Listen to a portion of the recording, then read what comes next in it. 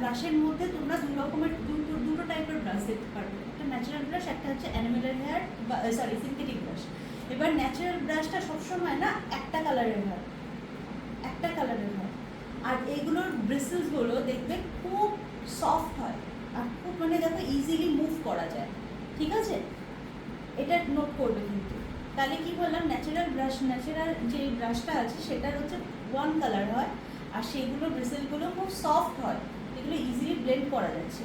Second হচ্ছে কি synthetic ব্রাশের প্রতিকটা ব্রিসেলগুলো খুব টাইট হয়, আর দেখো দুটো শেডে আসছে, বোঝা গেল? দুটো শেডে আসছে আর প্রচণ্ড টাইট হয়। এবার দুটোর কাজ কি?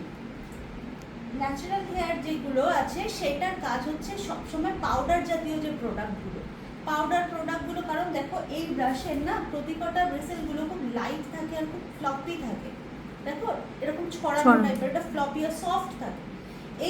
এইটা দিয়ে শুধুমাত্র পাউডার জাতীয় প্রোডাক্ট ইউজ করতে পারবো, যেমন ধরো আইশ্যাডো, তারপরে পাউডার, ঠিক আছে, তারপর তোমার ধরো লুজ পাউডার, ব্লাশার, তারপরে পাউডার কন্ট্রোল, এই জাতীয় প্রোডাক্টগুলো এই ন্যাচারাল ব্রাশ দিয়ে আমরা ইউজ করব।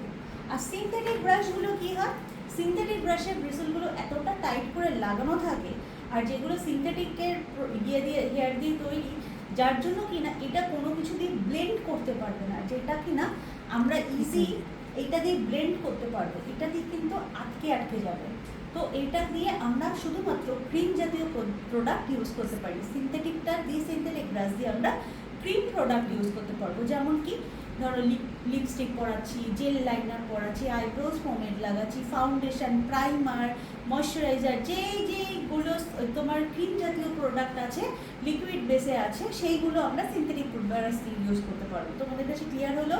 পাউডার জাতীয় প্রোডাক্ট হচ্ছে মানে ন্যাচারাল ব্রাশ, সিনথেটিক ব্রাশ দিয়ে হচ্ছে আমরা ক্রিম জাতীয় প্রোডাক্ট ইউজ করবো। ঠিক আছে, পজ করো।